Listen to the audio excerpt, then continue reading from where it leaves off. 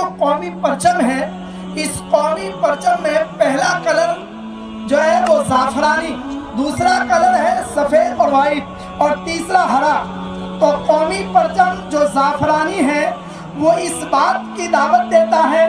कि इस मुल्क की तरक्की के लिए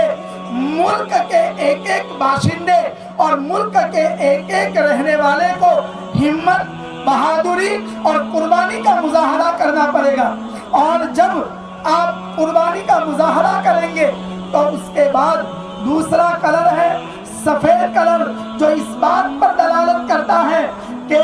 अगर आप ये चाहते हैं कि कुर्बानी देंगे तो उसके बाद आपकी ज़िंदगी बेबाक और पाकीज़ा और बेलौस ज़िंदगी गुजारने का जज्बा होना चाहिए। और फिर तीसरा कलर इस बात की दावत देता है कि अगर आपकी कुर्बानी और आपकी संजीदगी दोनों मिल गई तो तीसरा कलर हरा, जो इस बात पर दलालत करता है कि मुल्क की ज़रख़ेज़ी, हरियाली, खुशहाली उसी वक्त वजूद में आएगी जब कि आपके पास कुर्बानी भी हो और अपनी जिंदगी की बेबाकी और किसी तरीके से करप्शन ना हो, और उसके दरमियान गोल चक्कर जिंदगी के रवा दवा होने और मुल्क के रोज बर रोज और हर रोज तरक्की पर दलालत करता है। इसलिए आज का ये परचम, हमारा कौमी ये परचम, जब हम यहाँ पर नहीं बल्कि काबतुल्लाह और मस्जिद और मीना में जाते हैं, वहाँ पर कोई किसी को तलाश करता है, कोई किसी को तलाश करता है,